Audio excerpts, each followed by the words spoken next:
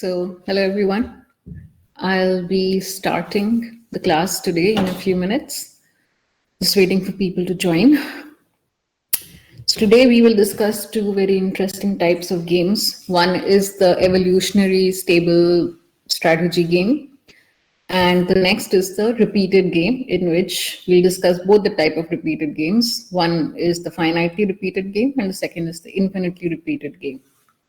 So I, of course, have a set of questions which I will discuss, but if you have questions, please do speak up and you can share your questions with me. Otherwise, I'll just go ahead with my questions. So I'll just mute myself for a few minutes. I'll let other people join if somebody is joining, and then we'll begin.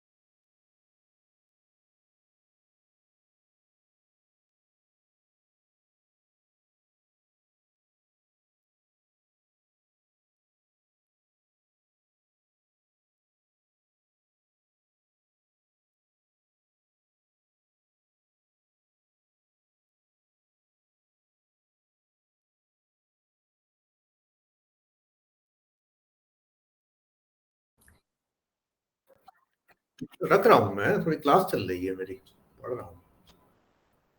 ठीक है.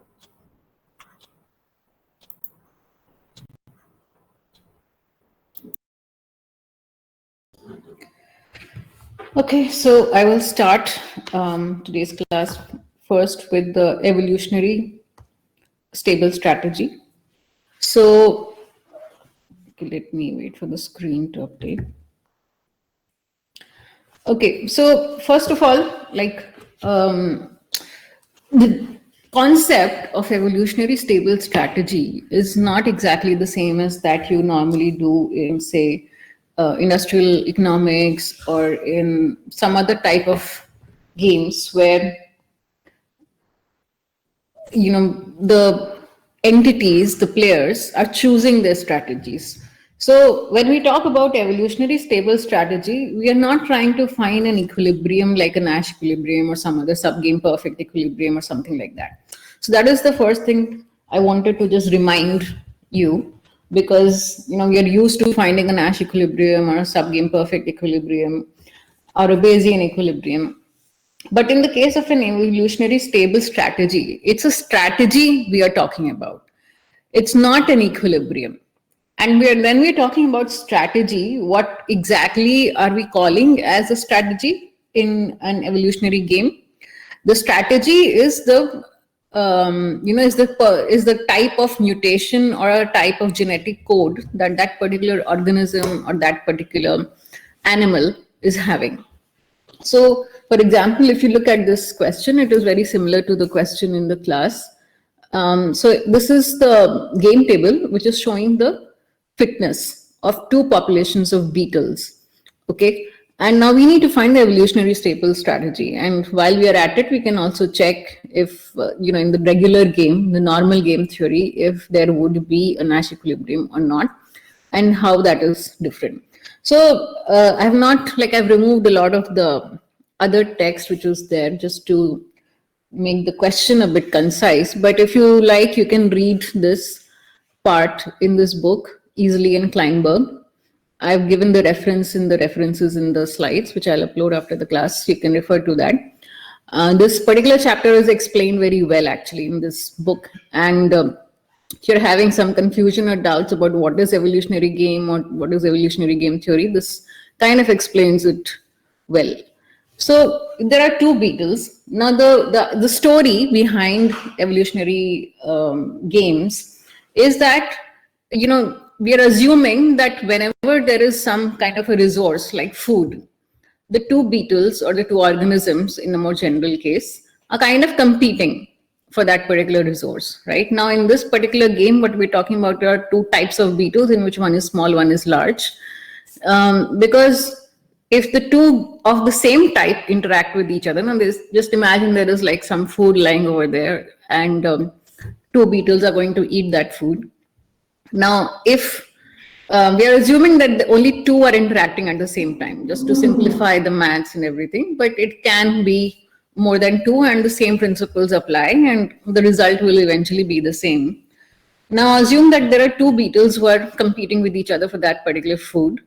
Now, if they're both the same size, so if they're both small or if they're both large, they will both compete and they will both get equal amounts of food or the resource. Right now, but because the small beetle is small, so they can use the same quantity of food to achieve a higher level of fitness. Whereas the large beetle is large, it requires more food to maintain that same level of fitness, which is why you see that if large interacts with large, they get 3,3 as fitness level. So the payoff table, if you have forgotten, the payoff table in an evolutionary game refers to the fitness level of the organisms, not because there's no other payoff to them, right? Now, you just think about it. There is an organism or there is some type of a fly, there's some type of a bug, whatever. What is their payoff? Their payoff is how well they can survive, how fit they are, right? That is their payoff. So that is why we're writing the fitness levels as payoff, because there is no other payoff for them. And when both the creatures or both the organisms are of the same size, this equally split because they both have the same level of strength or the same level of ability to compete. Whereas if a small size beetle interacts with a large size beetle, the large size beetle has, of course, it's larger, right? So it can easily elbow its way in. It can easily get a much bigger chunk of the resource. So if say suppose you can assume the resource size to be whatever, including or not including wastage, this is what the payoff comes out to be. If a small and a large beetle interact, the large one gets the biggest share, small one doesn't get much share, he just feeds on the scraps, and the large one, because he gets almost the entire resource, he's getting 8 payoff, he has a higher fitness level, and the small one gets very little, so he has only 1 payoff. So this is the game table for this particular game. It can, of course, be different for different games. Now, what we want to know is the evolutionary stable strategy.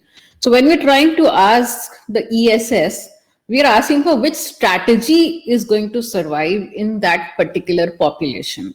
So we are talking about one population of beetles here, right? Where there are two types, small and large. And then we are assuming that both these types are coexisting within that same population, right? And at one time, two beetles are interacting, beetle 1 and beetle 2, as I've mentioned. And whenever they compete for a resource, this is what you get as the payoff matrix. So now let's see how we'll proceed with this. Let me, oops, the table is gone. Okay, let me make the table again. Just give me a moment. Let me open the table again. So I'm just redrawing the table here.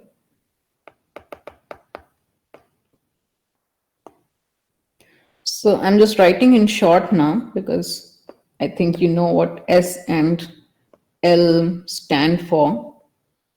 So we decided this was 5,5. This is 1,8, 8,1, and 3,3. And we're assuming this is beetle 2 and this is beetle 1. Okay, so let's make this a bit neat. Okay, so now what we're going to do is we'll assume that a certain percentage of the population is large, right? Or the other way you can think of it is that, a certain percentage of a mutant is being introduced into an existing population, which is how we have been going about it so far. So if suppose there is a small size beetle population, oops, this is a bit too thick. Okay, a minute. In a small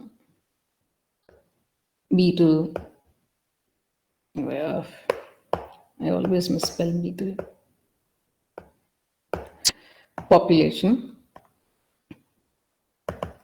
X fraction of large beetles are introduced. So there's some mutant variety of beetles which are large, and we're introducing X fraction of that mutant into the small population. So now in this case, we write what the expected payoff of beetle 1. And because the game is symmetric, this is a very symmetric game, and mostly the games are going to be symmetric because we are talking about the type of beetle 1 and type of beetle 2, which can be S or L, right? So we're assuming this guy.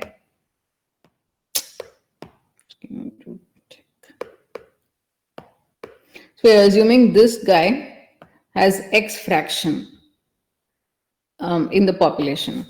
And the other one is going to be, of course, 1 minus X. Let me write that also.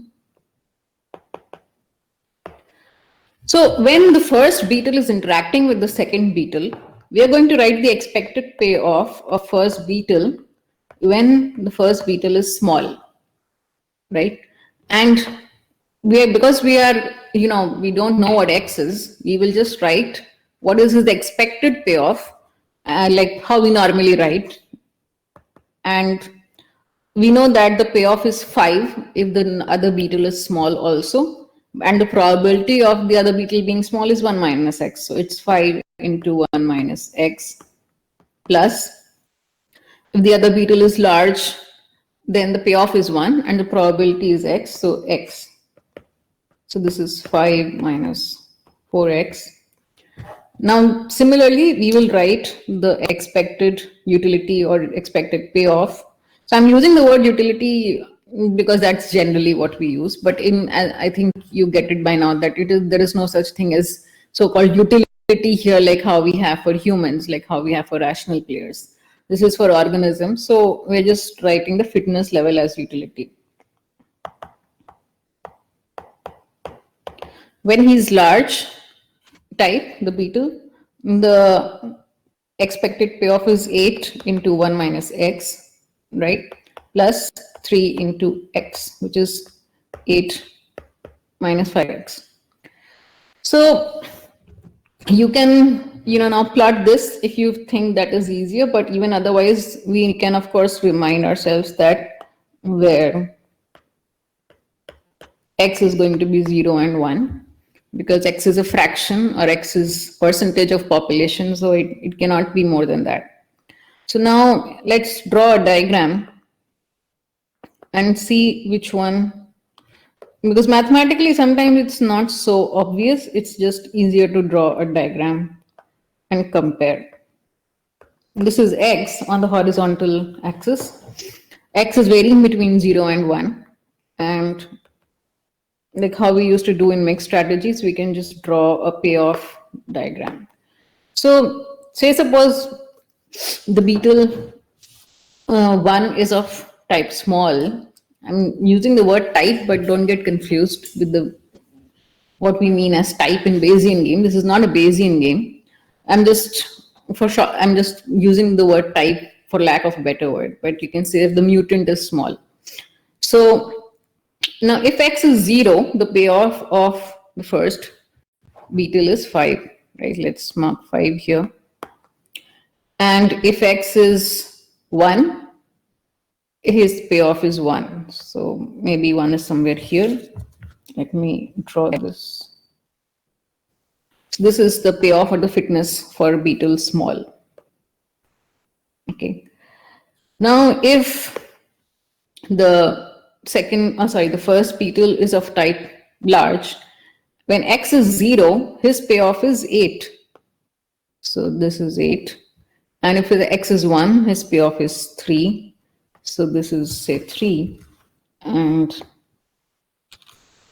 it's not perfect, but let's try that again.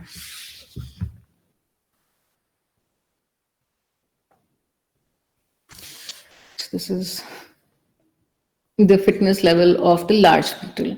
Now you can see for all values of x, x can only vary between 0 and 1. And for all values of x, the fitness level of the large beetle is definitely higher than the fitness level of the small beetle. So that means what? That the strategy L is the evolutionary stable strategy, right? So once again, because this is an evolutionary game, we are not looking for an equilibrium. We are looking for a strategy. Which strategy of mutation is going to survive? So because these strategies are, like I said, the genetic code encoded into that organism, and that particular beetle is going to be small or large for its entire lifetime, right? It's going to continue to be small, continue to be large.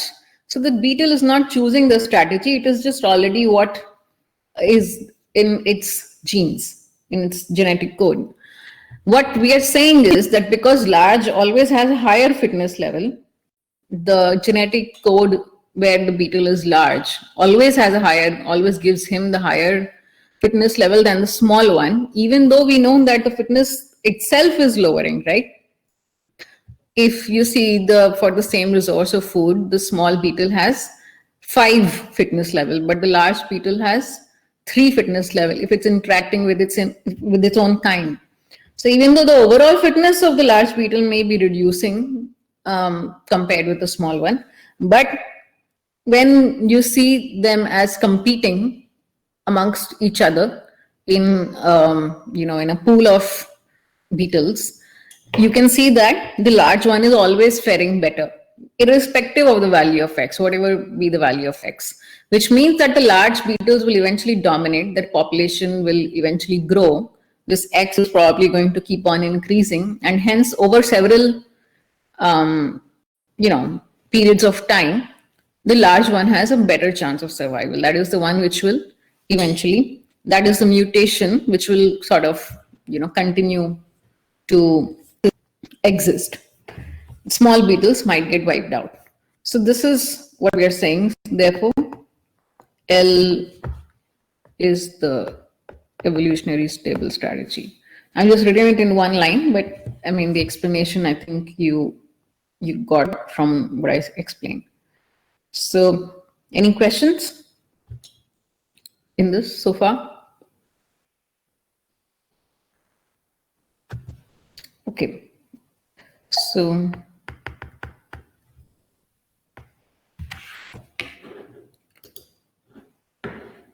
okay, so let me go to the next question. This one is slightly more interesting. The first question was actually more like a, 1 minute. Let me open this in. Acrobat.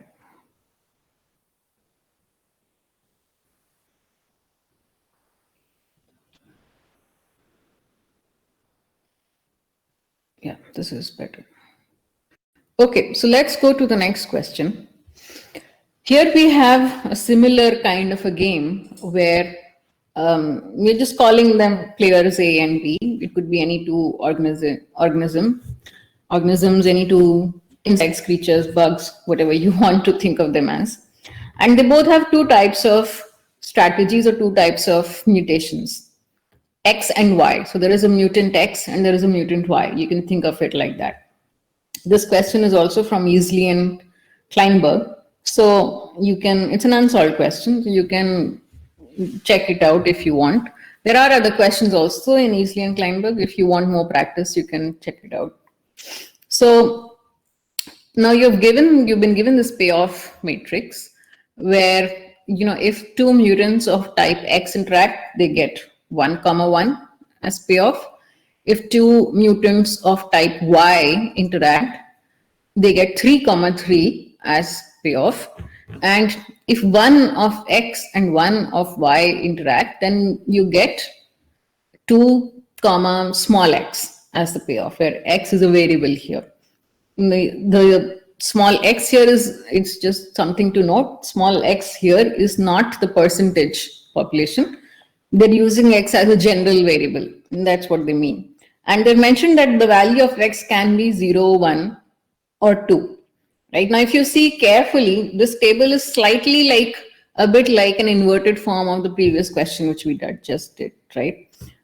We don't know the value of X, of course, but it is a bit like the inverted version of the payoff setup is like that the thing is a bit inverted form of the previous question.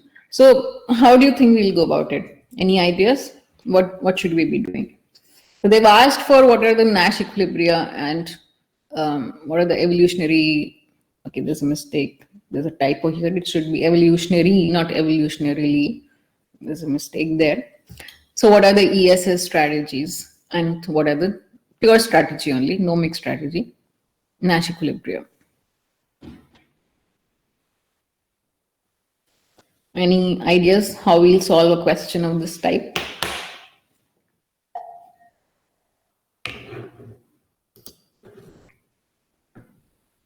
Yes, you can do that. But before you do that, isn't there something else you should check?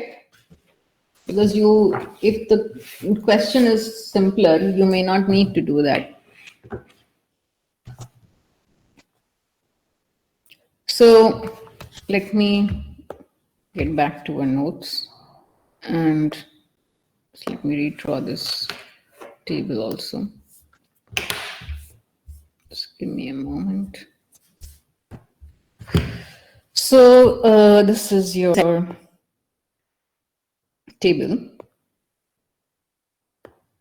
This is X, this is Y, X and Y. Okay, and this is A and B. So if you notice in our games, A and B or player 1, player 2, none of that is really mattering. The only thing that is actually mattering is which strategy is going to survive.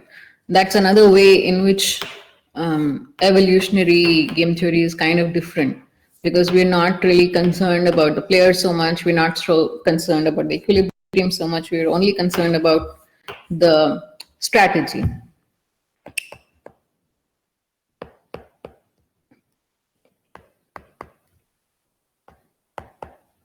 Okay, so this is what is given to us. There is another game table, which I'm not sure if you remember. Oops. There's another game table which we did in the class, and yeah, I think it's there in the lectures, where we derived the condition for a Nash equilibrium and the condition for evolutionary stable strategy. So this question is a little bit more lengthy, you could say, but for a lot of questions, just remembering that table and correlating the question with that table itself is going to help you solve most of the questions of this type. Okay, so this is what we had in the lecture. Let me just look at the table once.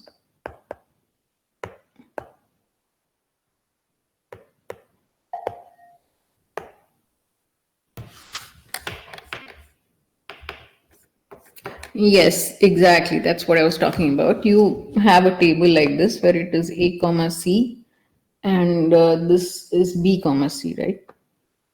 No, this is A comma A, sorry. This is A comma A, this is B comma C, this is C comma B, and this is D comma D. So this was the general table which we had in the lectures. Now sometimes your table may be such that the payoff is not of this form, but it's a bit rare in evolutionary game theory. That is not, hopefully that is not something you're going to encounter. So in this case, we said that if you look at the first column for um, for S, let's talk about the Nash equilibrium. For Nash equilibrium, what did we derive? A needs to be greater than or equal to C, so that there is no incentive to deviate. That is the condition for Nash equilibrium. For ESS, we had derived the condition that, say, suppose T was X proportion, right? Yeah. So T is in proportion X, say, suppose. So then you have expected utility of 1 when it is using S is A into 1 minus X plus Bx, and expected utility of 1 when it's applying T is C into 1 minus X plus dx, right? For S to be evolutionary stable, we want this. That is the condition, right? Otherwise, it will be the other way around. So when we derive this, we got A1 minus X plus Bx should be greater than C1 minus X plus dx, or you can include an equality also here, which gives you the condition A is greater than or equal to C and B is greater than or equal to D. Now in our game table, and this was just a quick recap of what is already there in the lectures, in our game table, what happens is B greater than or equal to D? Because if it is, then we don't need to do any calculations, right? If instead of x comma 2, we had x comma 4, then our problem may be much smaller, right? Maybe much shorter problem. That is not the case in our question, unfortunately for us, but that is how it is. 1 minute. Yeah, I think this is much better. So because in our question,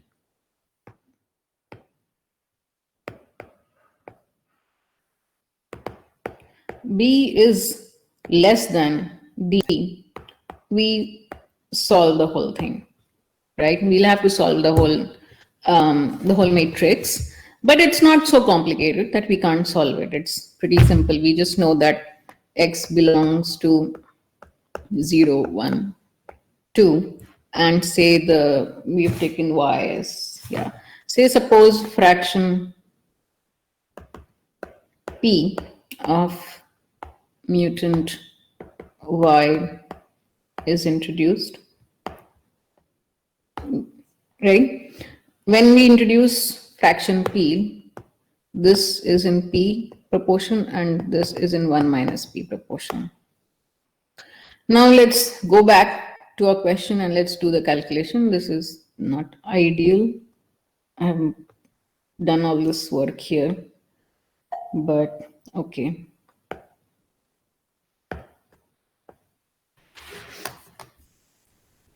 Yes. Yes, I'm just coming to that. Let's solve it. I think you have probably solved it. I'm still solving it. So if you solve it, you can get that. If you do it just like this, you will not be able to arrive at a proper conclusion. So the thing is here, what we have is A and C are what? 1 and X, right?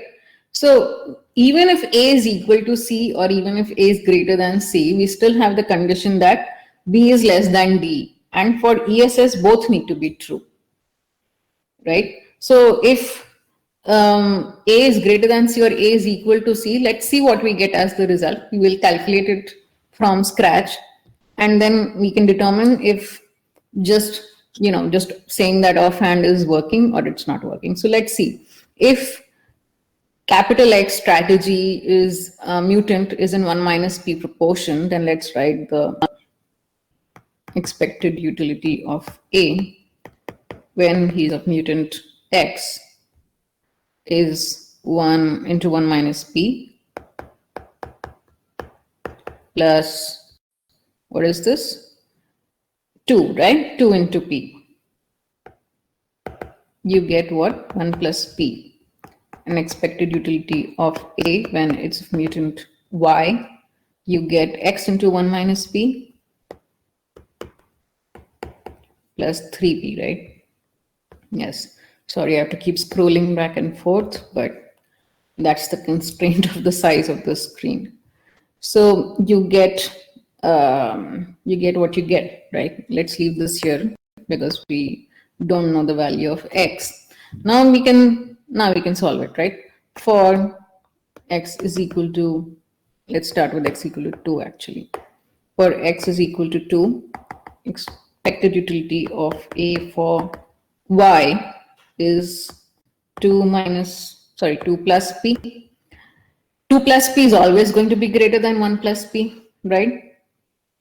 Which is greater than expected utility of A for X.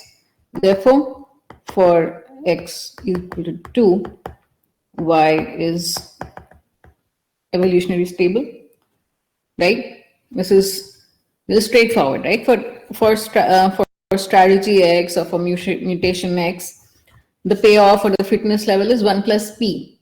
And for Y, if X equal to 2, it is 2 plus P. So 1 plus P is always lesser than 2 plus P. Therefore, Y is going to be evolutionary stable. For X equal to 1, this value comes out to be 1 and 1 minus 1 and minus P plus 3P, 1 plus 2P, right? Now, 1 plus 2P is also always greater than 1 plus P, right? This is also greater than, you can write here for all P. For all P, there's no condition on P. For all values of P, which is 0 to 1, this is greater. Therefore, for X equal to 1, also Y is evolutionary stable.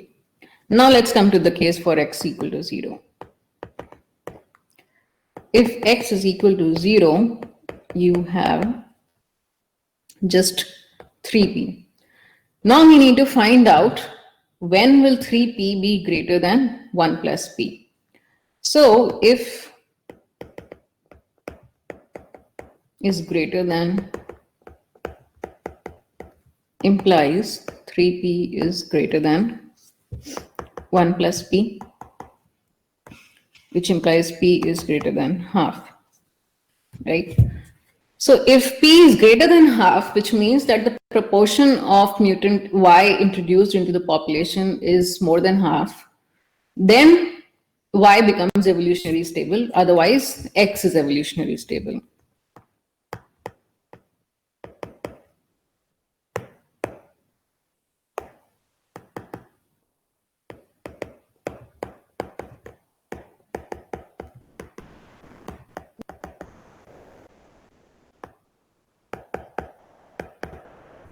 Now you can solve the same problem the other way around, where instead of Y being introduced into X, X is introduced into an existing population of Y. And you can check if you're getting a different result or if you're getting the same result. I'm leaving this as an exercise for you to try out. Because here we are asked all possible evolutionary stable strategies.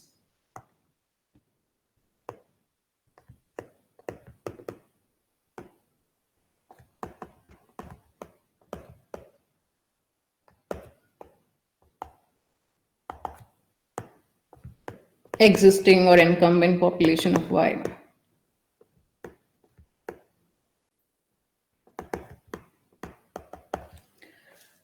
Okay, so this, I mean, the methodology we use is going to be the same because payoff matrix is not changing. Payoff matrix is the same. The the maths we're doing is going to be the same. All we need to check is whether we get the same result for the same values of P. Now, let's compare this with the Nash equilibrium. For capital X equal to 1. Sorry, what are you saying? For capital X is a strategy. Capital X is not the... Okay, for small x equal to 1, 1 plus 2p will be less than 2 plus p if p is equal to 0.1. But you're not comparing it with 2 plus p, you're comparing it with 1 plus p. Look at the payoff matrix, look at the payoffs you got. This is what you got, right? Expected payoff for of player A when it is of type X is 1 plus P. Only the payoff for type Y is changing with changing values of X, right? So if you are saying if X is equal to 1, you're comparing 1 plus 2P with 1 plus P. This is what you're getting, right? So 1 plus 2P will always be greater than 1 plus P. And in the previous case, you were getting 2 plus P, which is also always going to be greater than 1 plus P. Only in the last case, you have 3P, which may or may not be greater than 1 plus P, depending on whatever is the value of P. And that we found out what the condition for P is going to be. Okay, so what was I going to say? Okay, I forgot what I was saying.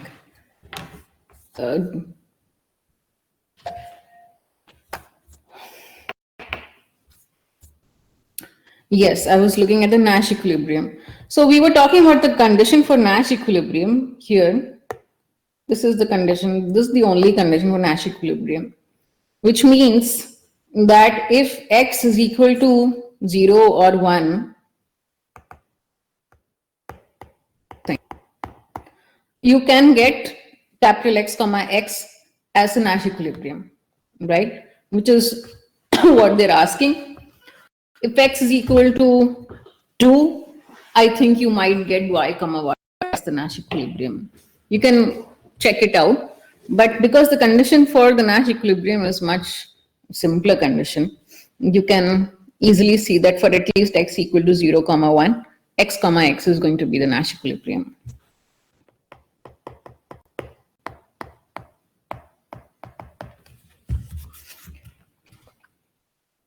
Okay, so this is pretty much all that is there in your evolutionary stable strategies and game theory.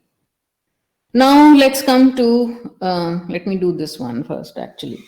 Now we'll come to repeated games. And so repeated games, just to give a little bit of a recap again, what we do in repeated games. The repeated games normally is not something that, different from an extensive form game or, a game which has multiple sub games. The main thing in repeated game is that the same game is going on getting repeated as the sub game. So the original game and the sub game are both the same games, right? And if a game has only one Nash equilibrium, then in all the subsequent repeated games, you will generally have the same equilibrium over and over again, the same kind of Nash behavior over and over again. But if some game does not have a unique Nash equilibrium, if some game there is no dominant strategy, then the results can change, because for different sub games, based on which strategies are chosen in the initial game, the payoffs can change, right? Not the payoff in the same sub game, but comparing one sub game with the other, the net payoff at the end will be different, right? So now let's look at this game. This game is from Joel Watson, and this like Joel Watson has an okay treatment of the subject. They just spend more time on infinitely repeated games, not so much on finitely repeated games, but it's okay. So the example in the class is, I think, there as a solved example in Joel Watson.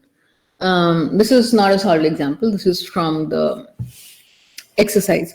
So before I just dive into the game, I want you to take a little bit of time, just take a few minutes to solve this on your own. Just try to draw the extensive form game and see what you think the answer should be. Then I'll explain, because if I just keep talking like in a monologue, it's very easy to think you have understood without actually having the right questions.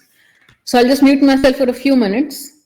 I'm here only, but I want you to just think about this game for a few minutes.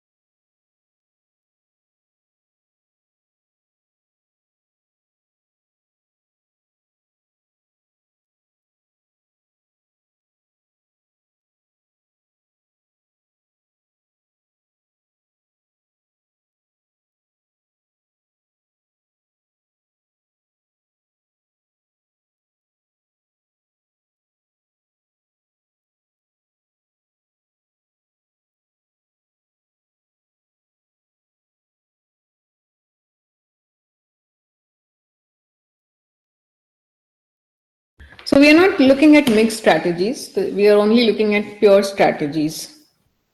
So if you recall the game in the lectures, then you might uh, be able to reason it out.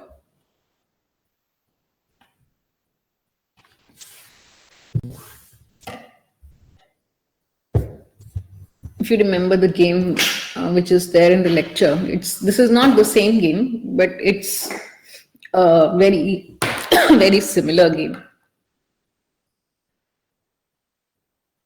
Just think about collaboration.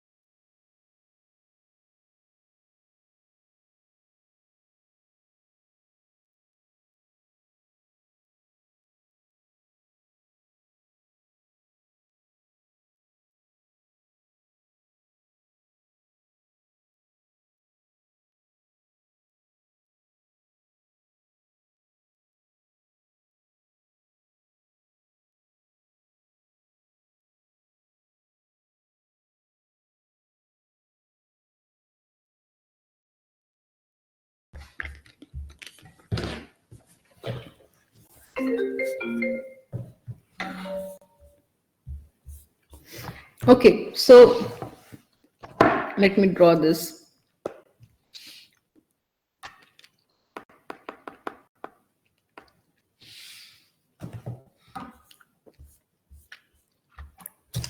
I'm just writing the game table first.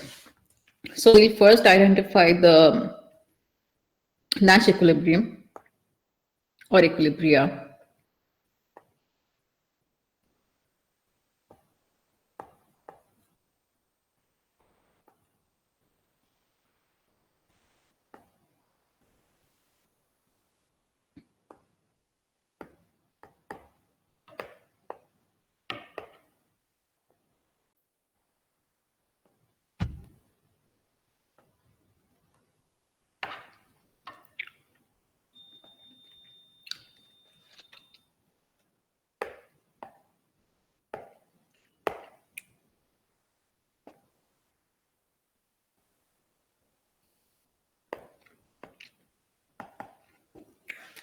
I think the power has gone here for hopefully a few minutes. I think it might be raining outside. So I think you can still see my screen though.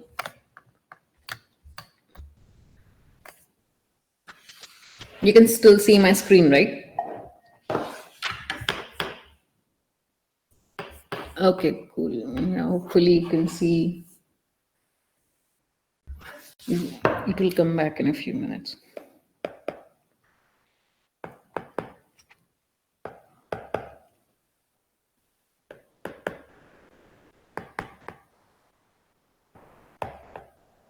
Okay, so this is your normal form, strategic form game.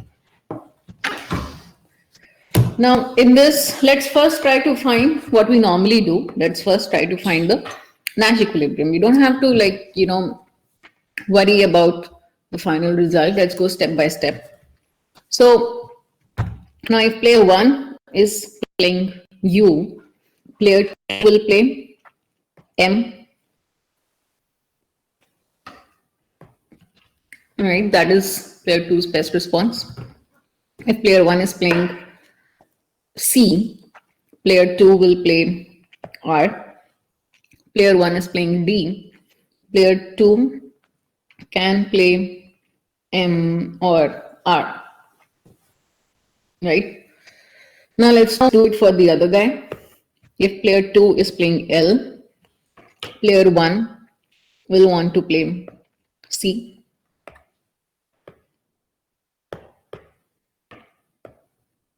Player 2 is playing M, player 1 will want to play D.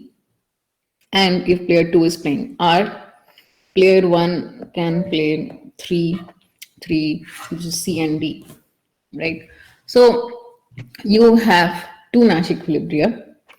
And we also see that for U comma L, it's it's giving a higher payoff to both except for the 9 comma 9, right? So if, as in for 0 comma 9 and 9 comma 0, both 1 and 2 are getting a higher payoff one by one, not at the same time.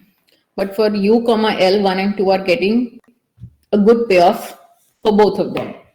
Now let's consider a case when they both select 8 comma 8 as their payoff, like U comma L as the strategy, which is what they have asked, right?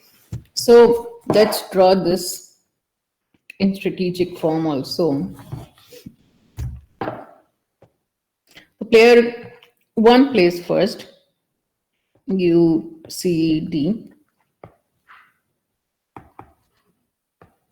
After this, player 2 can play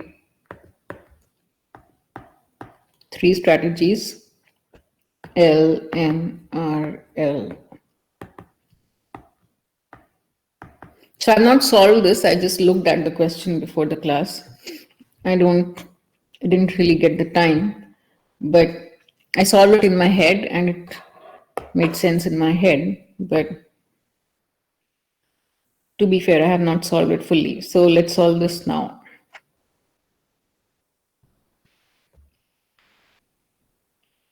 Okay, so this is not something to something so abnormal. It's just that it is a slightly longer subgame than what we are used to. I'm just trying to make space for the next subgame. So now let's see what happens if they play U and L, right? So if they play U and L, then at this stage of the game, their payoff is 8,8.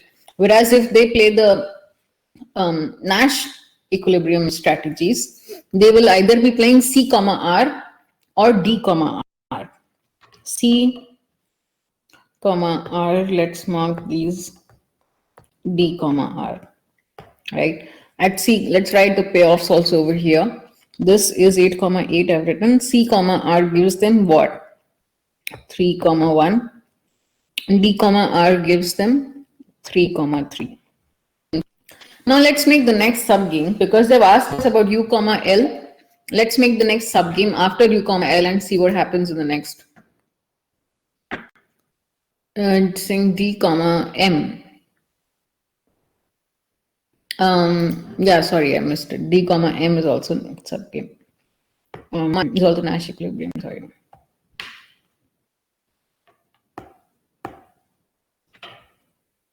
Yes. So let's let me write the payoff also here. D, M is 1, 3. Now let's write the next subgame after U, L just to see what happens in the next subgame. In the next subgame, again player 1 can play L, R, L, M, R. Sorry, U, C, D. Okay. And after U, C, D, again, the next player has the option of playing L, M, R for both. All of these L, M, R, L, M, R. It's a very ugly game. It looks like a tree branch, tree root more like. But anyway, so let's see what happens if he plays L, M, R versus here. So now again, let's look at the Nash strategies also over here. If in the second game, the second subgame, if in the second subgame they play Nash strategies, the Nash strategies are going to be C, R and D, M, D, R. C, R, D, M, D, R. Because we know that in the final game, they are going to play the Nash strategies eventually. So let's calculate what their payoff is going to be if they play U, L in the first game for all of these. So C, R is 3, 1. D, R is 3, 3. And this is 1, 3. Now, we will add 8, 8 to all of these, right? That's how you calculate net payoff.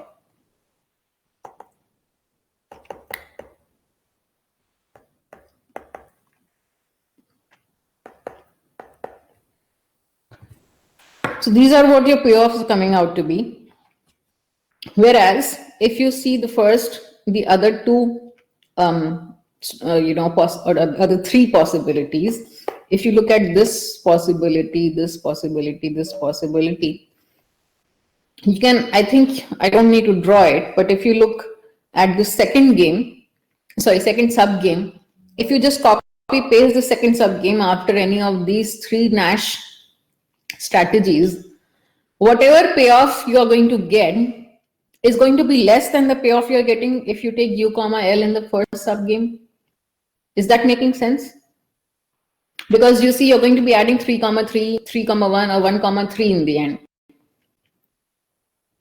Are you understanding? So this is 3, 3, 1, 3, 3, 1. In the end, whatever you draw here,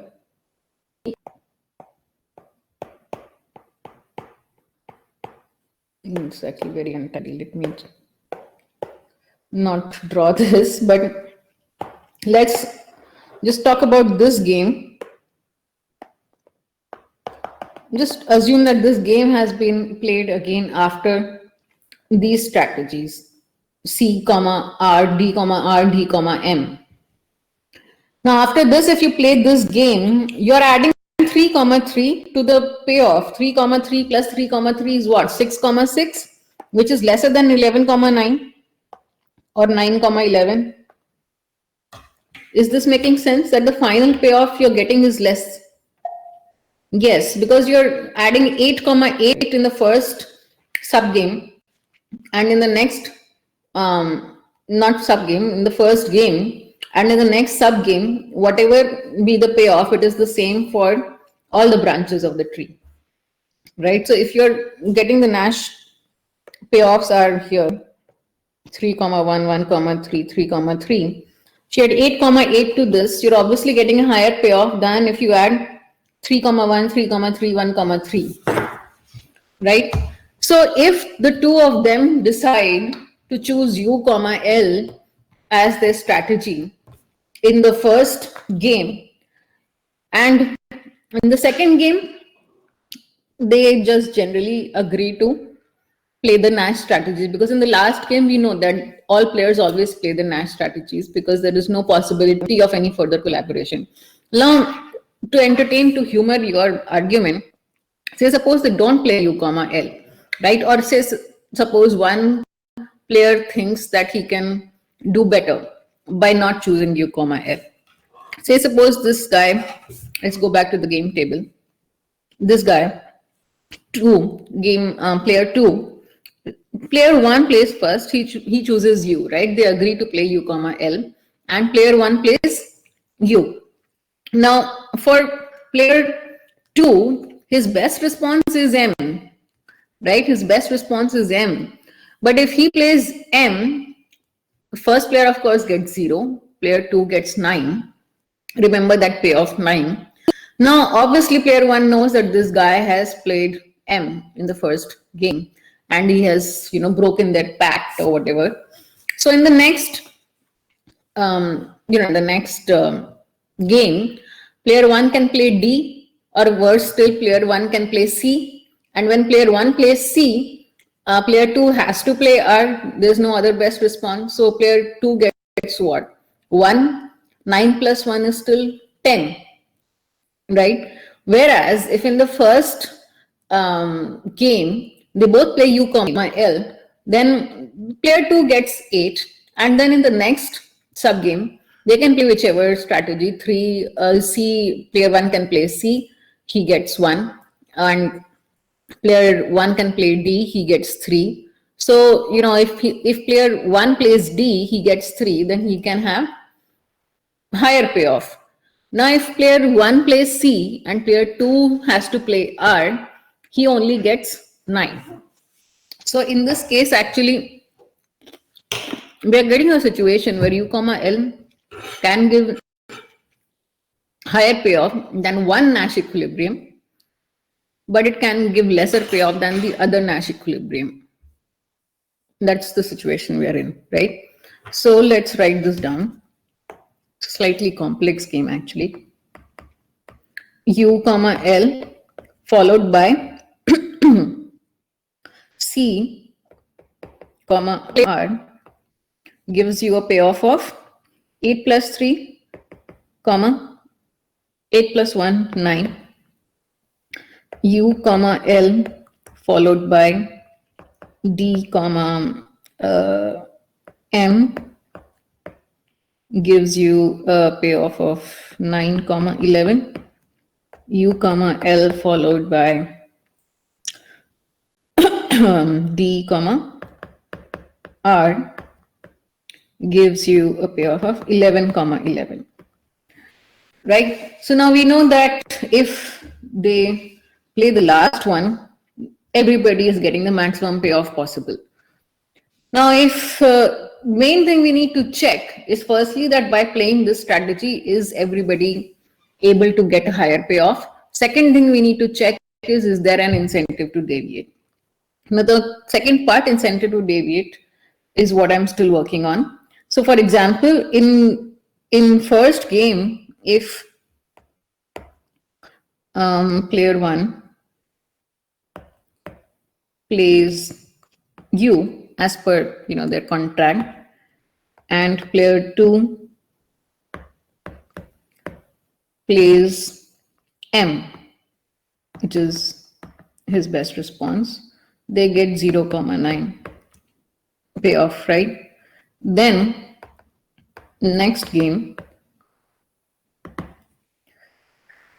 player 1 has two options. He can play C or he can play D, right? If he plays C, then what happens?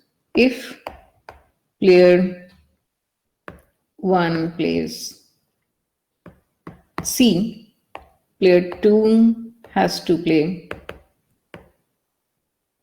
R, right? Leading to a payoff of 3,1 plus, in the previous game they have played 0, they get 0,9, right? So they get 3,10. So the final payoff which they are both getting is still less than 11,11, right? That's what we're trying to check. That if they play U, L followed by D, R, then they are getting 11,11. Is this making sense? Or have you lost thread of the conversation?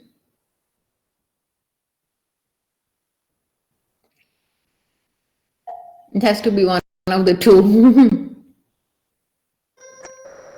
Okay, you're thinking basically.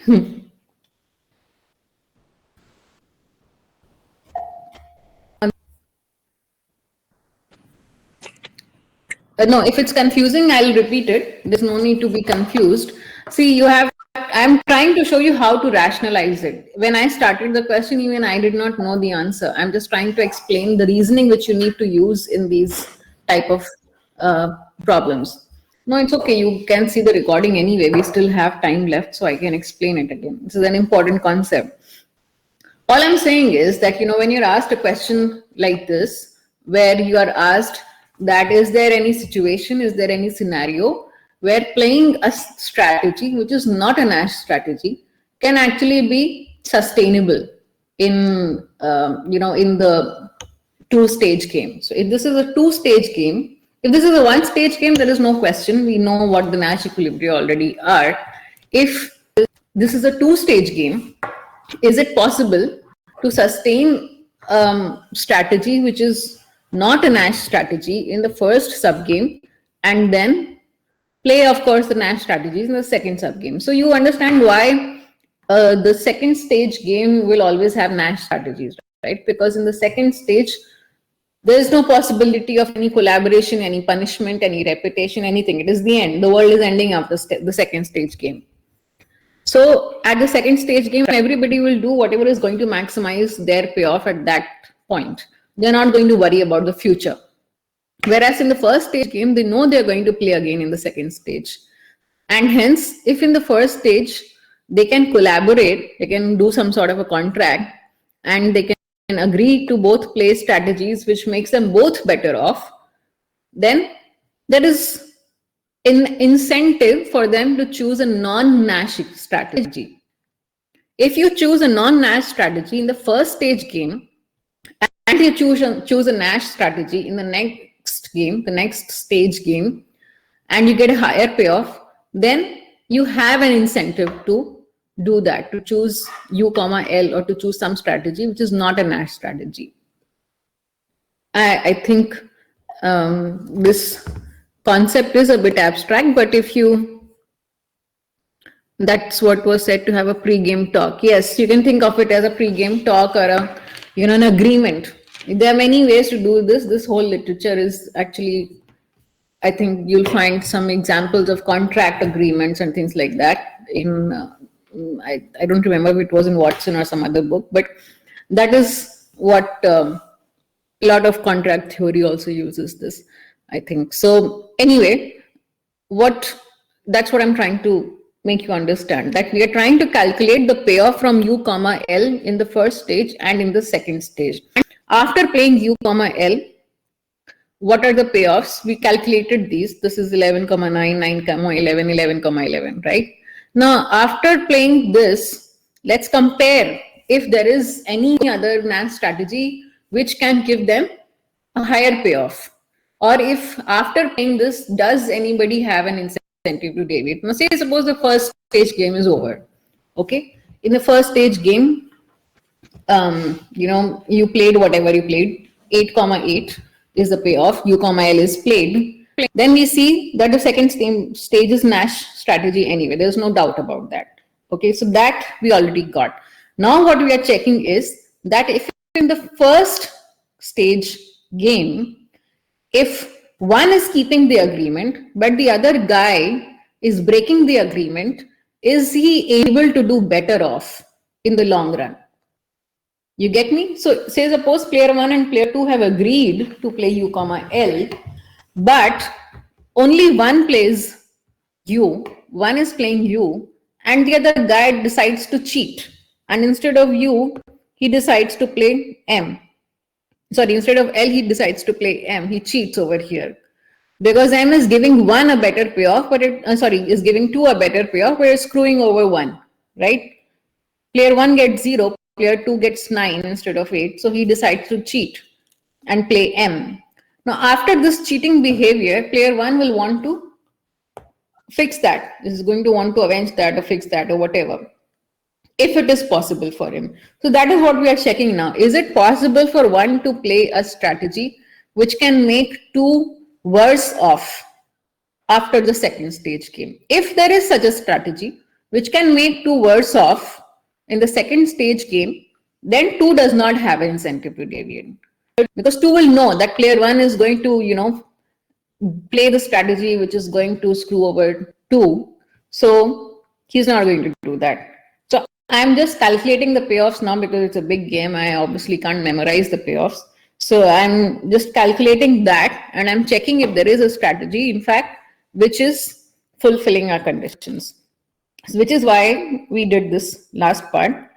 If player 1 plays, this is the first game. I've already covered the first game.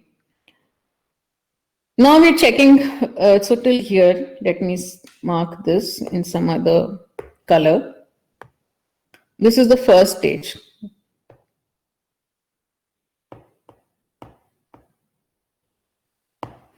Okay. Now after first stage, we're trying to check here. Is it possible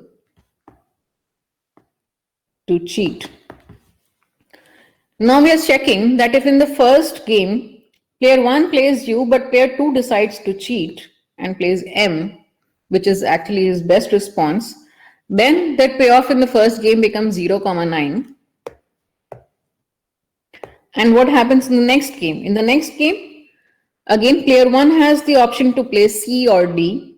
And if he plays C, player 2 has to play R, and the final payoff is 3,10. If now I'll just continue from here. If player 1 plays D, player 2 has to play M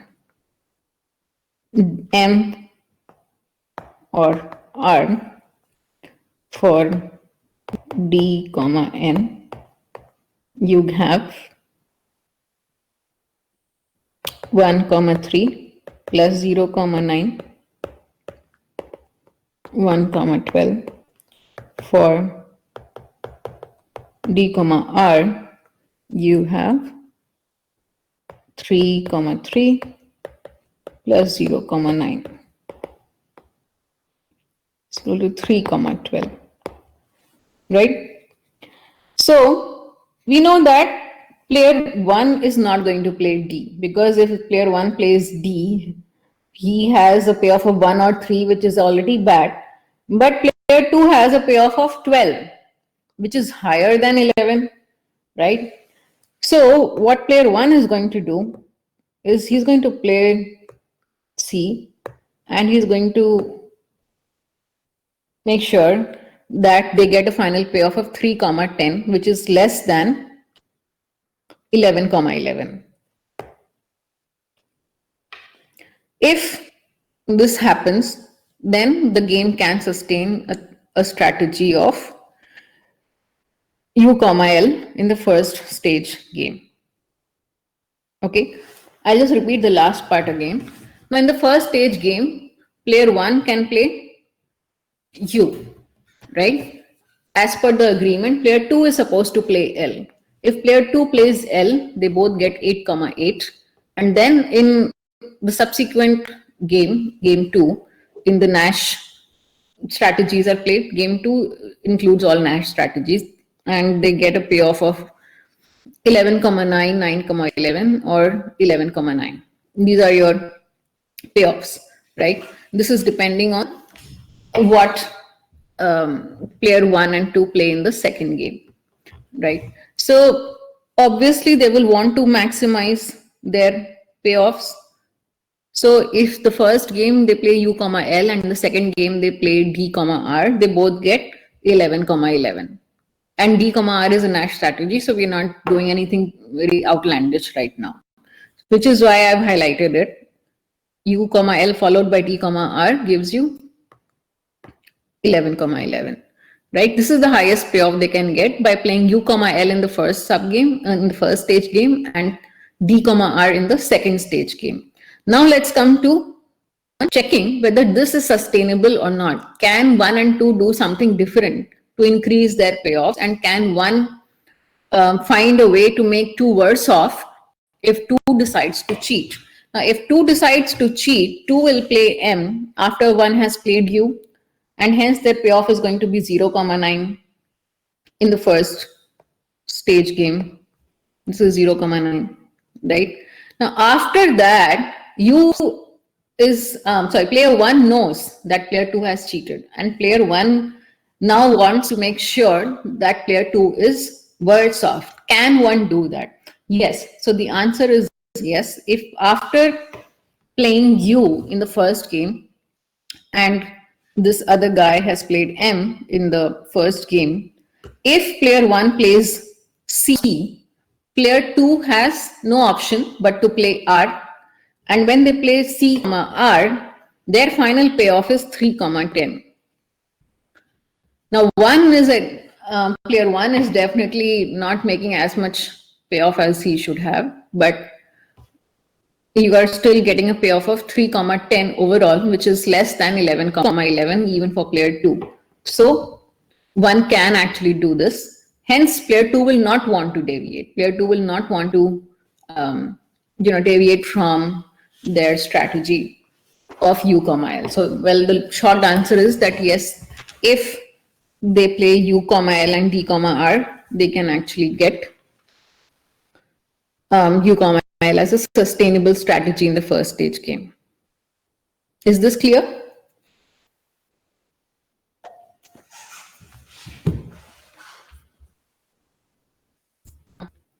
Okay, so if you have more questions on this, you can ask me.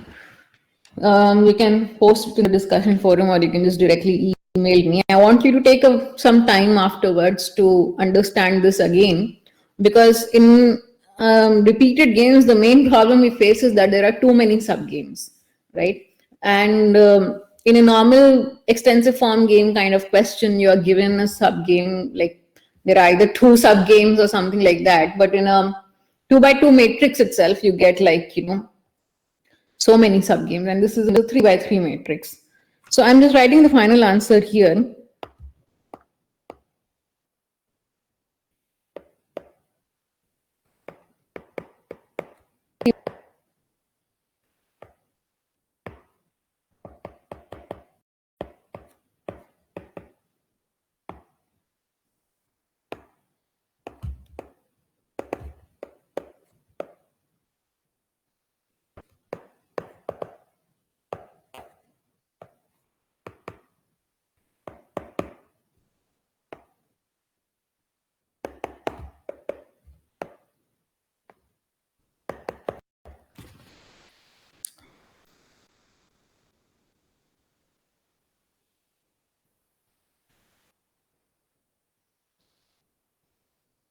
Okay, so this is the final answer. Let me go back to our questions. So this was a slightly complex game, I guess. Let's look at a slightly simpler game. This is a 2 by 2 matrix only. This is a 2 period repeated game again. And they're asking a similar question, which is that, is there any repeated game? Is there, I'm sorry, in this repeated game, is there any way in which a comma x is played in the first period? So I'll actually just pause here a minute and I'll let you solve this question if you have sort of understood what I explained till now. I think this question will be easier. That's why I took the 3 by 3 matrix game first. So first find the Nash equilibrium of the game, and then we can use a similar rationale to see if there is possibility for a comma x to be played in the second, in the overall game, in the repeated game. Okay, so I'll be back in 5 minutes or maybe 7 minutes or something, and I'll just ask you to solve this or at least think over it in the meantime.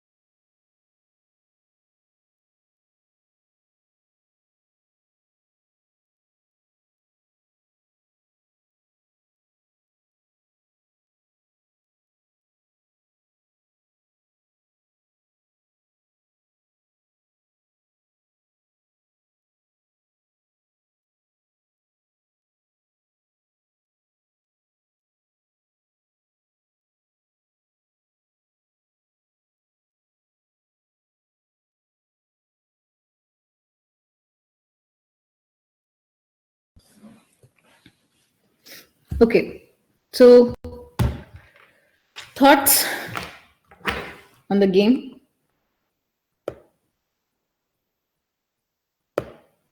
It's okay, you don't have to sort of have the answer per se. If you have any thoughts, you can just share that also.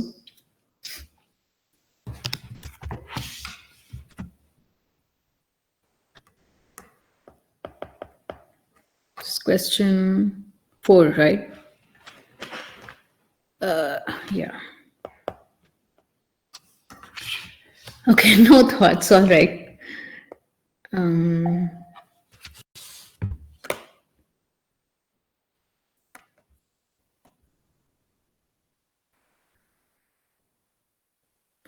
I got a comma x followed by a comma x, which can serve the purpose.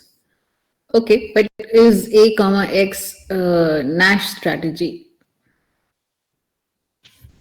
If it is not a Nash strategy, then the second game is not going to involve a comma x, because in the second game there's always going to be an incentive to deviate from any strategy other than a Nash strategy. Nash strategy is the only strategy. I'm calling it a Nash strategy, which means, like, the strategy which gives you the Nash equilibrium is the strategy from where there is no incentive to deviate. That's by definition. It's a self-enforcing equilibrium.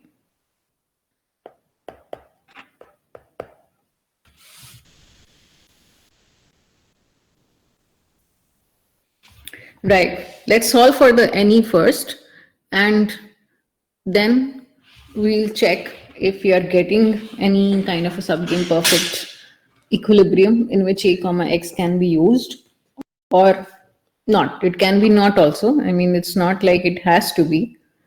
We're just checking if there is any scenario in which it can be played. So let's start first with player one. Player one can play A or B, followed by player two playing X.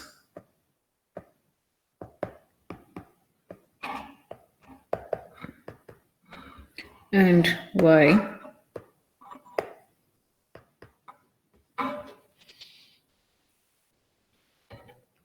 After this, we'll draw the rest of the game. Let's first find the Nash equilibria. So if player 2 is playing X, the best response is B. If player 2 is playing Y, best response is again B. So B is a dominant strategy for player 1. If player 1 is playing A, the best response is X. Player 1 is playing B. He is indifferent between the two. And hence you get Nash equilibria as, let me write it down here, B comma X and B comma Y. That's your Nash equilibria, right? So that is so far so good. Now we want to see what are their payoffs after all the different types, all the different possible games have been played. So here your payoff is 8 comma 2. This is 2 comma 2. You're not generally strictly required to write the payoff at the end of a first stage game, but I'm just writing it here to make the understanding a bit simple. So I'm not drawing the whole game. I'm just drawing parts of the game which could be or which are of interest to us.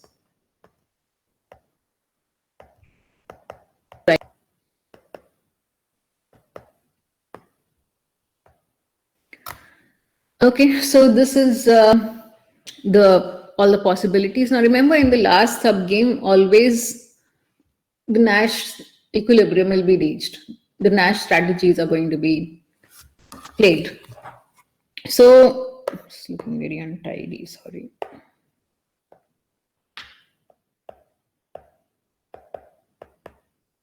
So now let's put down the the payoffs.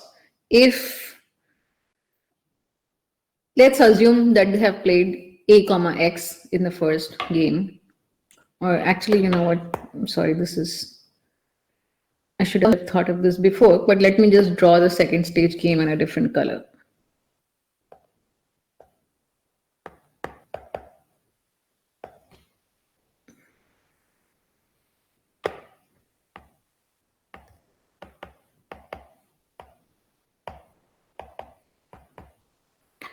Okay, so this kind of helps us differentiate. So this last bit purple is not exactly different game. I'm just differentiating it to make visibility a bit clearer.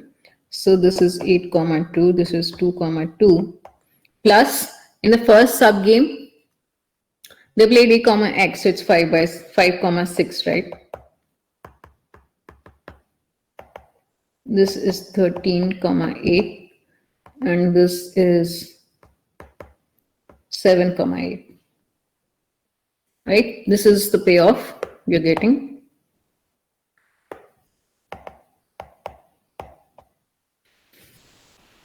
So hopefully so far it's clear. Now after this we are going to look at least one of these sub games.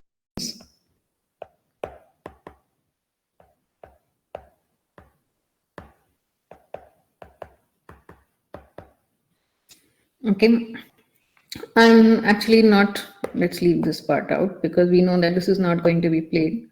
I'll just make this a bit more prominent.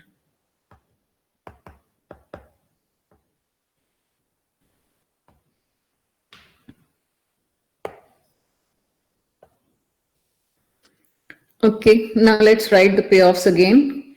So the payoffs here are 8 comma 2 and 2 comma 2 plus in the previous game, if you see carefully in this game, this path has been taken in the previous game, right? So the previous game payoff is 8 comma 2. You add this here. Oops.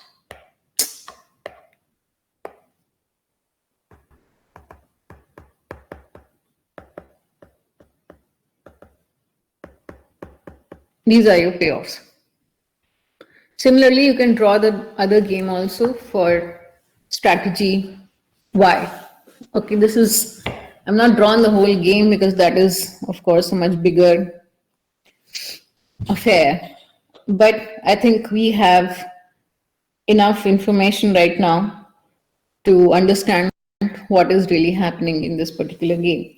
So now let's look at this. So for example, we first assume that in the first stage of the game, they're using Nash strategies, which means A is choosing to play B, right? B is the Nash strategy for player one, sorry, not A. Player one is choosing to play B, and B is a dominant strategy for player one. That is an important point here, which is kind of necessary to consider.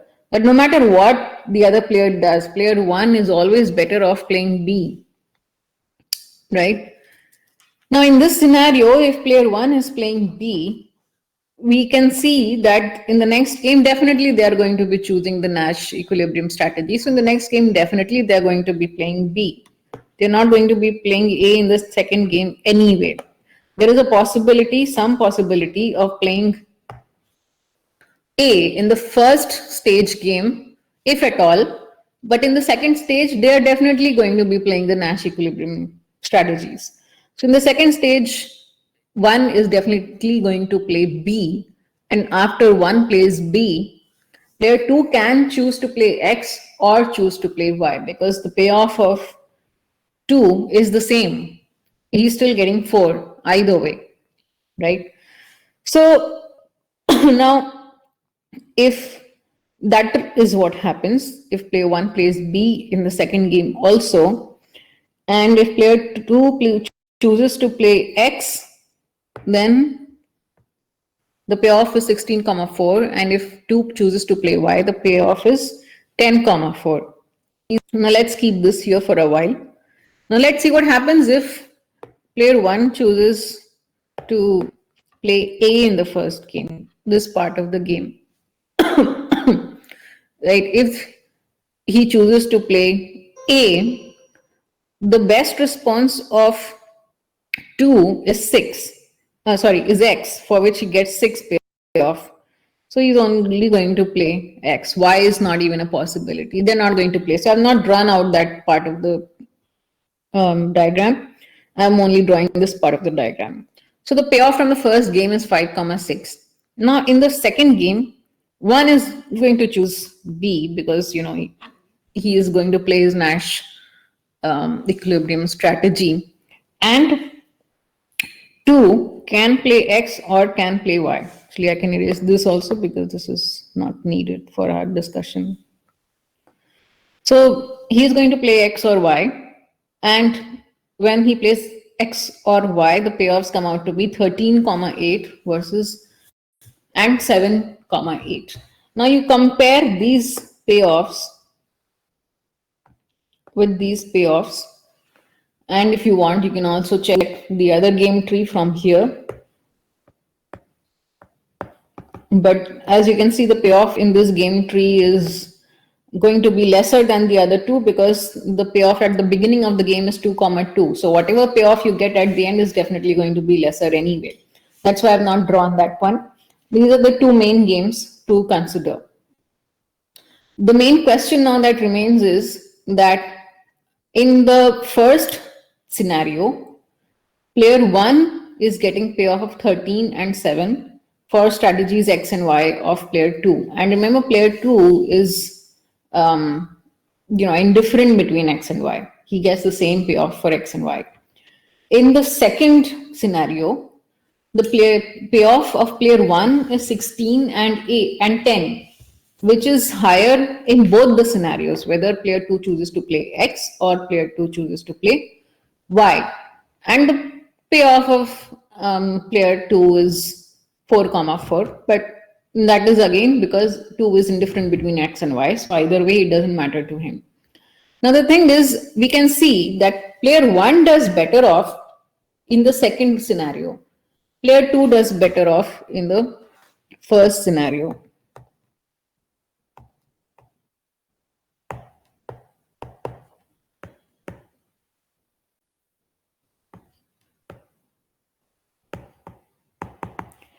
Right? So if player 1 is choosing A in the first sub game, in the first stage game, and player 2 is choosing X, and then in the next game, player 1 is anyways going to choose B, and the game pans out this way, then player 1 is actually getting lesser payoff.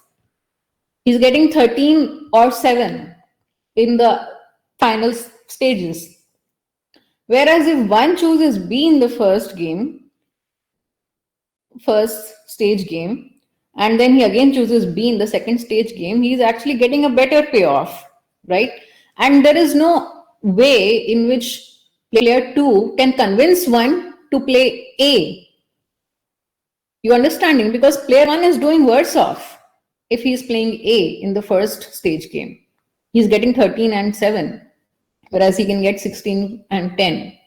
And if they agree to play, for 1 to play A and for 2 to play X, but if player 1 decides to cheat and play B, then player 2 has no way to do anything about it because player 2 is anyways indifferent between X and Y. Worst case he can do is he can choose Y instead of X, in which player 1 does a little less well off, but his payoff is still 10 in that case, right? Even if player 2 chooses Y, instead of 16 he gets 10, but he still gets 10 instead of 7, right? So if player 2 agrees to play X in the second stage game, and in the first stage game player 1 agrees to play A, even then he's still getting only 13, whereas he can choose to play B and still get 16 with player 2 playing X, right? So the problem we are facing here is that player 1 is getting the highest payoff of 16 here by choosing a Nash strategy, and player player 2 is doing better in the first scenario, but there is not much power he has in which he can control. See, because player 1 doesn't know if player 2 is going to play X or Y in the second stage game. Because X and Y, he gets the same payoff. And in the last stage, in the second stage, even if player 2 still decides to play Y, there is nothing player 1 can do about it, right? There is, you can say, half and half probability that player 2 is going to play X or Y.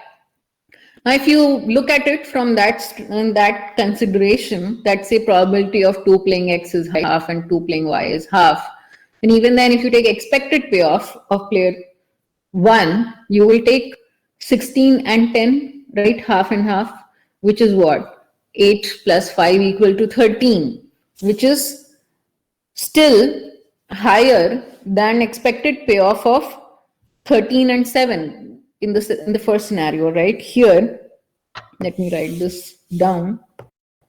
Expected payoff or utility of 1 when he plays A in the first game and B in the second game. A, let me write this as A, B, not A, comma, B. And the other guy is playing X and X or Y. Okay, I don't know if this is the proper notation, but you get what I'm saying. So in either case, he's getting half into 13. What am I writing?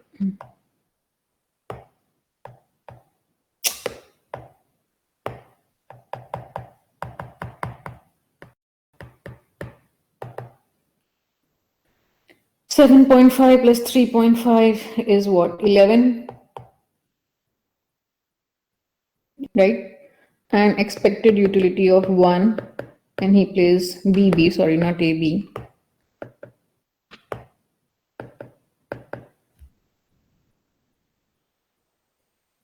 And the other guy is playing X, X, Y. Then he's getting what?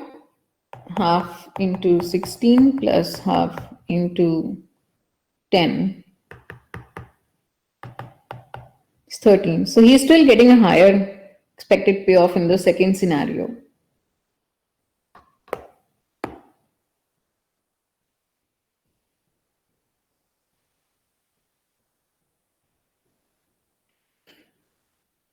Okay. So, which means that there is very little player 2 can do to convince player 1 to play A in the first stage game. That's the conclusion to which I was coming. That even though player 2 can see very clearly that he will do better off if player 1 plays A in the first stage game, even so, he can see that B is the dominant strategy for player 1, and hence he is always doing better when he plays B. So A comma X will not be played in the first subgame.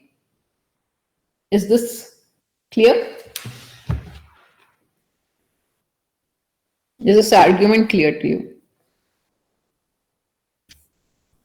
Okay. So hopefully you're not going to get anything more complex than this in your questions, in your exam, etc. I'm not sure if I'll have to scale down everything. I'm not sure if the exam is what you are preparing for, but I'm just saying that at the course level, this is all that is covered. So I'll scale down all this and then I'll share in the notes. Let's move forward. We still have one more question to do. And again, I'm not sure if we'll be able to finish this question because we have only 15 minutes remaining, but it's an interesting question. And so I'm not sure if you guys got the announcement, but on this Thursday, I have a review class of 2 hours again, in which we'll review everything from the syllabus. So if I'm not able to finish this last question, I will discuss it in the Thursday class, not the Tuesday regular class. So this Thursday, the review is for the entire syllabus. If you want, I can discuss stuff from week 8 content also, even though that is actually going to be discussed next week anyway. But I can still discuss it if you want to. The perfect Bayesian equilibrium. And I think bargaining, that's all that's left in the course. So if you want, I can answer that. But otherwise, this Thursday, 6 to 8 p.m., there's a review class, which I hope you can join, in which I'll be discussing whatever you want from the entire course. If you want to ask some question, you can ask. Otherwise, I'll bring some practice questions. So if this last question is remaining, I will discuss it in the Thursday class. So it's like a part of the, yes, day after tomorrow, coming Thursday. We are given a very small window of time in which we have to take the review class. So that is the only day on which I can actually do the class. So this Thursday is the review class for us. I think there's an exam after that. After next week, there's an exam and we have to finish it before the last class. That's how the NPTEL rules work. So it's on Thursday. Okay, so let's go over this question. It's a very interesting question. There are two people who have formed a firm and they both put in an effort, Xij or X12, with whatever way you want to call it. And they both get a utility from this partnership, which is given as if we write the utility of person I or person 1, that is xj square plus xj minus xij, right? So you see this is a quadratic in the other person's effort, meaning xj square plus xj minus xij, right? And his effort is only decreasing the utility. Just by looking at the function, you can see that. As like, or if you want to write it in x2, x1, it is x2 square plus x2 minus x1, x2. So this is a decreasing function in x1, right? So that means that if he puts any effort, x1, his utility is going to decrease with increase in x1, right? It's very interesting function. At least I find it interesting, where xi is person i's effort and xj is the other person's effort. I is equal to 1, 2. They both have the same utility function. They're assuming xi and xj are greater than 0. And we are going to find each partner's best response function and find the NE. And we will find if this NE is Pareto efficient. Right now, first, let's focus on this part and then we'll come to the second part. In the second part, we were saying that the same game is repeated infinitely and there's a delta discount factor for both the players in which they're discounting their payoffs by delta in every period, right? Now they're trying to find out under what conditions can the partner sustain some positive effort level K equal to x1, x2. They both, so they've simplified the problem in that they are saying that in what circumstances, under what conditions or under what values of say delta will x1 equal to x2 and will be greater than 0, some positive value K equal to greater than 0. That's the question. And this question carries meaning only if there is a discount factor, because you're discounting, otherwise it's the same game repeated infinitely and we'll find out what the NE is. But unless there is a time discount factor, we know that it is the same game which is going to keep on repeating. And it won't change the payoffs of the people, right? In this case, the payoffs are changing if there is a discount factor. So discount factor is usually between 0 and 0 and 1. Let me just capture the essence of this question here. So I'm just writing this in terms of x1, x2 right now. u1 is equal to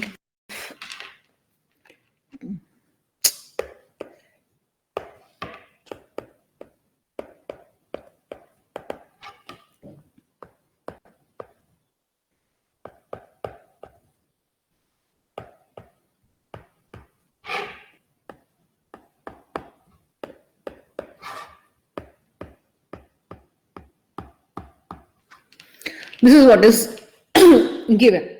Right. Now, just by looking at this question, can you tell me what the Nash equilibrium will be?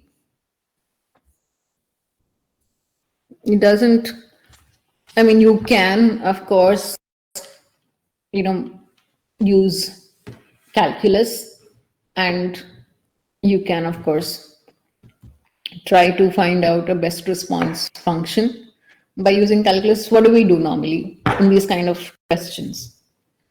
We maximize the utility, right, with respect to that person's strategy. So del u1 by del x1 gives you minus x2. It doesn't give you anything. Similarly for x2, for u2, doesn't really give you anything, right? So, like I was saying, if you see this question, there is this interesting part in this question which shows you that this is decreasing in effort.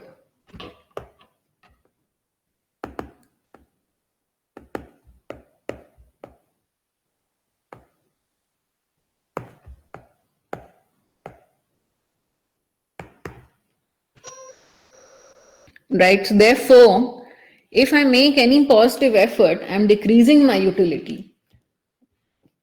Is that clear? If x1 is anything other than 0, I'm actually effectively decreasing my utility. Assume these are two really lazy people who are completely relying on the effort of the other person. If I'm in a partnership with somebody and we are both completely lazy people, any effort I'm making is actually going to decrease my utility. I'm not getting any kind of payoff from it. And I'm relying entirely on the other person making an effort to get some kind of profit, some kind of utility, something, right? So that means that both of them don't want to make any effort. Both of them want the other to make all the effort. So if I make any effort, which is for any x1 greater than 0, utility is decreasing. Similarly for x2 also.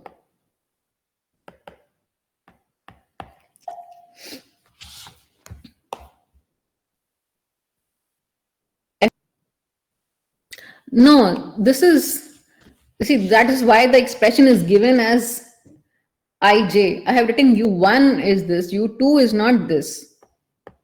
u2 is x2 comma x1, and it is a symmetrical thing. It's x1 square plus x1 minus x2 x1. You remember the question? Question is given as utility of ith player is xj square plus xj minus xi xj. You understand? So for x2, it is going to be x1 square plus x1 minus x1 x2. It's not the same function. It is symmetrical function. Right. So that means that neither of them wants to make an effort. Both want the other person to make an effort. Now assume that I am player 1. I am making some effort k, right? And my payoff is decreasing because of that. And the other guy is making an effort of 0. I am making effort k. I am player 1. Player 2 is making an effort of 0. So my utility is what? Let me move this 1 minute.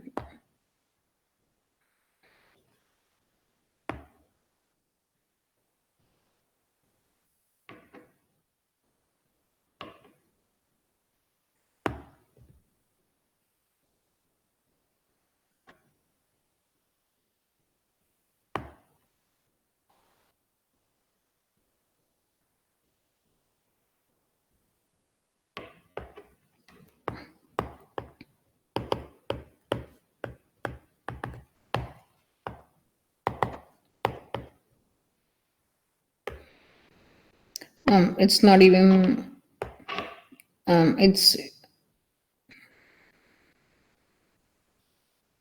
0 only, right? x2 is 0. Did I write the function correctly? Very strange function. 1 minute, let me just open the book if I got something wrong, because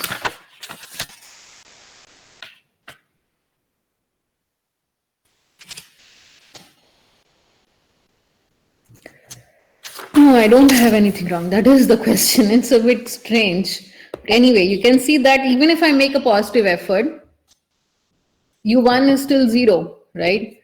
The whole equation, you can just simplify this to x2 plus 1 minus x1,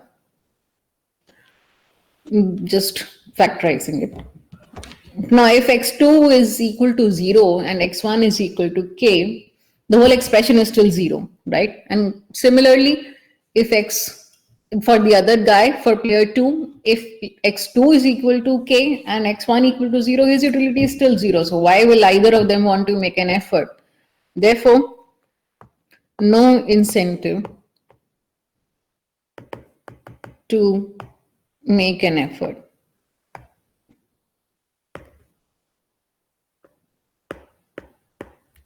Therefore, Nash equilibrium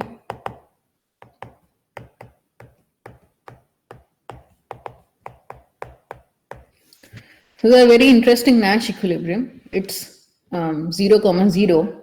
Now we need to find out what happens if they actually have this game repeating infinitely, and if they are discounting their payoffs in that infinitely repeated game. So now, can you tell me what we will do in that situation where the game is repeated infinitely and they're discounting it infinitely? I mean, they're discounting the infinitely repeated game by delta.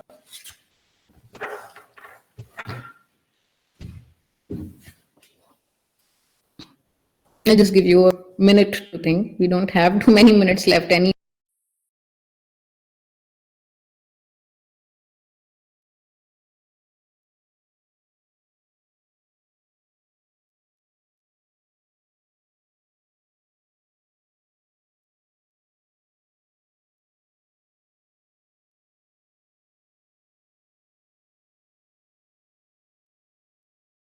So what happens if both of them make an effort of k? Yes, you will take the series summation. So for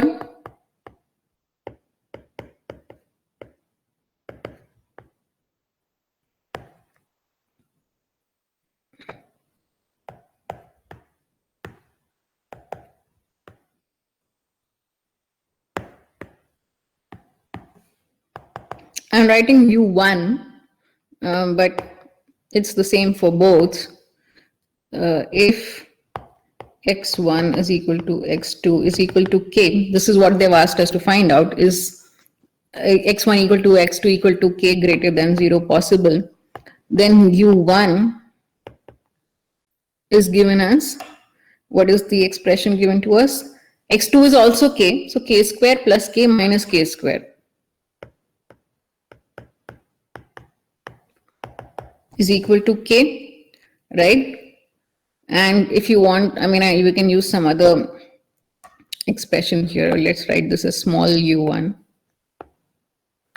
Capital U1 is equal to k1 minus delta. I'm just cutting short the whole summation. It will be k plus delta square k plus so on and so forth till infinity, the sum of which comes out to 1 upon 1 minus delta. And this is what you get. This is the expression for the utility. Then what? After this,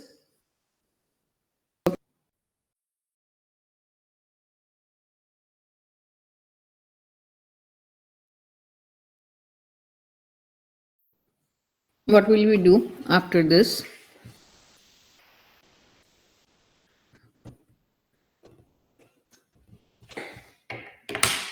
So now in this case, we will see in this, just like how we were doing in the previous repeated game, that, is there an incentive for some player to cheat, right? Now, they have both agreed to make an effort of K infinitely, right? In all the repeated games.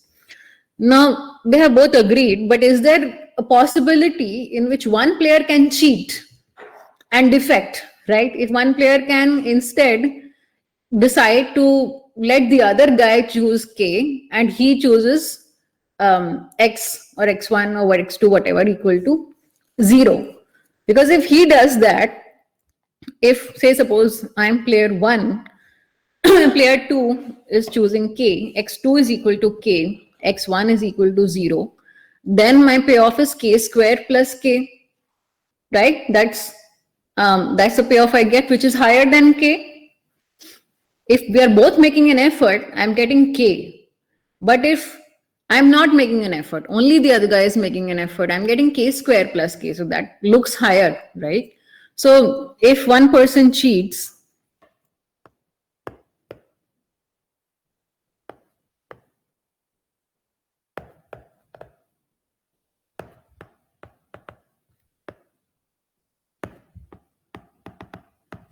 then you have small u1 I'm writing is equal to K square plus K minus 0 is equal to K square plus K, right? Now we will see whether this thing, this expression is greater than the other expression. Now you can assume that, because this is an infinite game, we are going to assume that after this guy does this, he cheats as, x1 equal to 0. Then immediately the next run of the game or the next trial or the next iteration of the game, x2 will also put himself as 0. Everybody will then have 0 payoff, right? Is this making sense? It is an infinitely repeated game, no doubt about it. Now they both start with some effort K, right?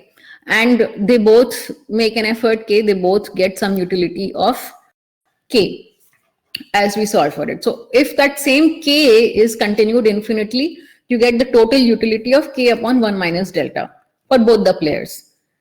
Now we are considering the possibility that player 1, after this whole agreement, one of the players decides to instead choose x1 equal to 0, right? While the other player is choosing K. The other player is choosing K, but I decide to break the agreement we had and I choose 0. And then my utility becomes K square plus K instead of what I was getting earlier. Now, when player 2 sees, because this is all common knowledge, player 2 sees that player 1 has chosen x1 equal to 0, then he'll be like, why the hell should I make an effort? He will also choose x2 equal to 0. So from that point onwards, from the next run of the game, they will both be choosing 0 and they will both be getting utility equal to 0. So what we want to compare is we want to compare this with this. Okay, so now we're actually over time. This is not very complicated. You can solve this comparison and you can see what the value of delta and what the value of K should be for either situation to be sustainable. Okay, I'll post this solution afterwards, like maybe by end of day with the solved thing finally. But I'll encourage you to solve it yourself also, so you get sort of comfortable with solving these type of questions. Okay, so let me stop this sharing. Okay, so this completes today's stuff. Now on Thursday, I will be reviewing everything from the entire syllabus. If you have any questions which you want me to discuss in the class, I'll ask you to please send me your questions ahead of time. Or if you want, you can post it in the discussion forum, but I'll just prefer it if you email it to me. Some examples from week 6. Okay, sure. I mean, it is for you guys. So if you think there is a particular week which is more difficult, I'm happy to discuss that. Also, if there is any one particular question which you have problems with, you can email me your question. I can solve it in the class. Okay, my email is there at the end of the slides, in all the slides, the PowerPoint slides, which I upload. And the reference reading is also there in all the slides for that particular week. So my reference reading changes every week. I don't know if you've noticed. I recommend different books for every week. So you can refer to that. Wherever there is a free version of the book available, I have updated that also.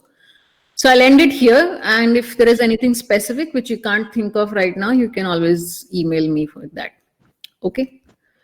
All right. So hopefully I'll have the class on Thursday. I mean, hopefully people will join on Thursday. I will anyways join the class. Okay. See you. Bye.